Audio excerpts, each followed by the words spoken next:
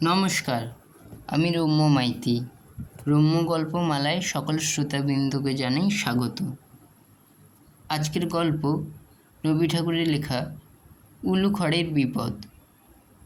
শুরু করতে চলেছি আজকের ছোট গল্প উলুখড়ের বিপদ। বাবুদের নায়েব গিরিশ বসুর অন্তঃপুরে প্যারী বলিয়া একটি নূতন দাসী নিযুক্ত হইয়াছিল। তাহার বয়স অল্প, চরিত্র ভালো। দূর বিদেশ হইতে আসিয়া কিছুদিন কাজ করার পরেই একদিন সে বৃদ্ধ নায়েবের অনুরাগ দৃষ্টি হইতে আত্মরক্ষার জন্য গৃহিণীর নিকট কাঁদিয়া গিয়া পড়িল। গৃহিণী কহিলেন, বাছা, তুমি অন্য কোথাও যাও। তুমি ভালো মানুষের মেয়ে, এখানে থাকিলে তোমার সুবিধা হইবে না বলিয়া গোপনে কিছু অর্থ দিয়ে বিদায় করিয়া দিলেন। কিন্তু পালানো সহজ ব্যাপার নহে, হাতে পথ খরচও সামান্য। সেই জন্য প্যারী গ্রামে হরিহর ভট্টাচার্য মহাশয়ের নিকট গিয়া আশ্রয় লইল। বিবেচক ছেলেরা কহিল, বাবা, কেন বিপদ ঘরে আনিতেছেন? হরিহর কহিলেন, বিপদ স্বয়ং আশ্রয় প্রার্থনা করিলে তাহাকে ফিরাইতে পারি না। গিরিশ বসু সাষ্টাঙ্গে প্রণাম করিয়া কহিল, ভট্টাচার্য মহাশয়, আপনি আমার ঝি ভাঙাইয়া আনিলেন কেন? ঘরে কাজের ভারী অসুবিধা হইতেছে। ইহার উত্তরে হরিহর দু চারটে সত্য কথা খুব শক্ত করিয়াই বলিলেন। তিনি মানি লোক ছিলেন, কাহারও খাতিরে কোনো কথা ঘুরাইয়া বলিতে জানিতেন না। নায়েব মনে মনে উদ্গত পক্ষ পিপীলিকার সহিত তাহার তুলনা করিয়া চলিয়া গেল। যাইবার সময় খুব ঘটা করিয়া পায়ের ধুলা লইল। 2-4 দিনের মধ্যেই ভট্টাচার্যের বাড়িতে পুলিশের সমাগম হইল। গৃহিণী ঠাকুরানীর বালিশের নিচে হইতে নায়েবের স্ত্রীর একজোড়া ইয়ারিং বাহির হইল। ঝি প্যারী চোর সাব্যস্ত হইয়া জেলে গেল। ভট্টাচার্য মহাশয় দেশ বিখ্যাত প্রতিপত্তির জোরে চোরাই মাল রক্ষার অভিযোগ হইতে নিষ্কৃতি পাইলেন। নায়েব পুনশ্চ ব্রাহ্মণের পদধূলি লইয়া গেল।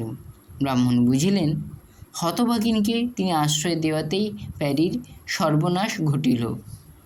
তাহার মনে শেল বিঁধিয়া রহিল। ছেলেরা কহিল, জমি জমা বেচিয়া কলিকাতায় যাওয়া যাক, এখানে বড় মুশকিল দেখিতেছি। হরিহর কহিলেন, পৈতৃক ভিটা ছাড়িতে পারিব না। অদৃষ্টে থাকিলে বিপদ কোথায় না ঘটে। ইতিমধ্যে নায়েব গ্রামে অতিমাত্রায় খাজানা বৃদ্ধির চেষ্টা করায় প্রজারা বিদ্রোহী হয়ে উঠল। হরিহরের সমস্ত ব্রহ্মোত্তর জমা জমিদারের সঙ্গে কোনো সম্বন্ধ নাই। নায়েব তাহার প্রভুকে জানাইল, হরিহরই প্রজাদিগকে প্রশ্রয় দিয়ে বিদ্রোহী করিয়া তুলিয়াছে। জমিদার কহিলেন, যেমন করিয়া পারো ভট্টাচার্যকে শাসন করো। নায়েব ভট্টাচার্যের পদধূলি লইয়া কহিল, সামনের ওই জমিটা পরগনার ভিটার মধ্যে পড়িতেছে, ওটা তো ছাড়িয়া দিতে হয়। হরিহর কহিলেন, সে কি কথা?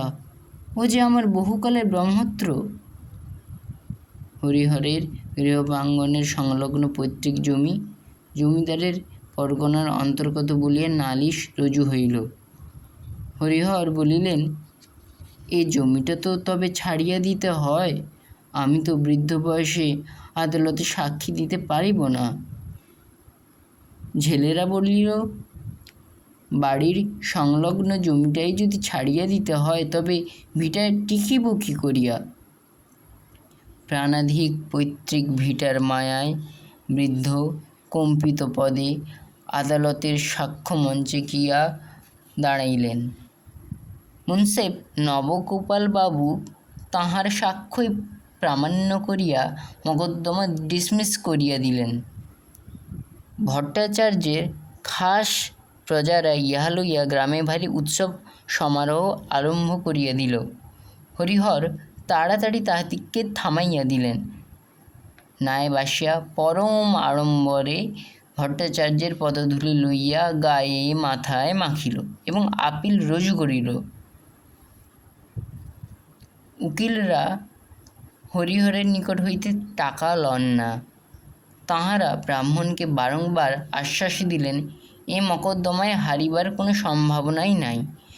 দিন কি কখনো রাত হইতে পারে? শুনিয়া হরিহর নিশ্চিন্ত হইয়া ঘরে বসিয়া রহিলেন। একদিন জমিদারি কাছারিতে ঢাকঢোল বাজিয়া উঠিল। পাঁঠা কাটিয়া নায়েবের বাসায় কালী পূজা হইবে। ব্যাপারখানা কি? ভট্টাচার্য খবর পাইলেন, আপিলে তাহার হার হইয়াছে।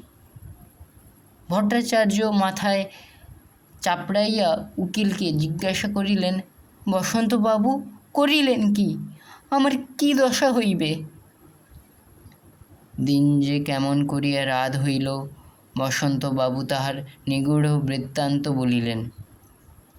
সম্প্রতি যিনি নূতন অ্যাডিশনাল জজ হইয়া আসিয়াছেন, তিনি মুন্সেফ থাকাকালে মুন্সেফ নবগোপাল বাবুর সহিত তাহার ভারী খিটমিট বাঁধিয়াছিল। তখন কিছু করিয়া উঠিতে পারেন নাই। আজ জজের আসনে বসিয়া নবগোপাল বাবুর রায় পাইবা মাত্র উল্টাইয়া দিতেছেন। আপনি হারিলেন সেই জন্য।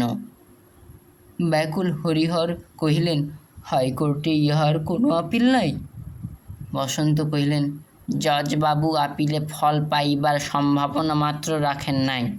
তিনি আপনাদের সাক্ষীকে সন্দেহ করিয়া বিরুদ্ধ পক্ষের সাক্ষীকেই বিশ্বাস করিয়া গিয়াছেন। হাইকোর্টে তো সাক্ষীর বিচার হইবে না। বৃদ্ধ শ্মশ্রু নেত্রে কহিলেন, তবে আমার উপায়? উকিল কহিলেন, উপায় কিছুই দেখি না। গিরিশ বসু পরদিন লোকজন সঙ্গে লইয়া ঘটা করিয়া ব্রাহ্মণের পদধূলি লইয়া গেল এবং বিদায়কালে উচ্ছ্বসিত দীর্ঘশ্বাস কহিল, প্রভু, তোমারই ইচ্ছা। কেমন লাগলো আজকের গল্প? শ্রোতা বন্ধুরা কমেন্ট করে জানাবেন এবং গল্পটি ভালো লাগলে প্লিজ লাইক শেয়ার করবেন। পরবর্তীকালে নিত্য নতুন নানা স্বাদের গল্প পেতে এখনই আমার চ্যানেলটি সাবস্ক্রাইব করে আমার পাশে থাকুন। ধন্যবাদ।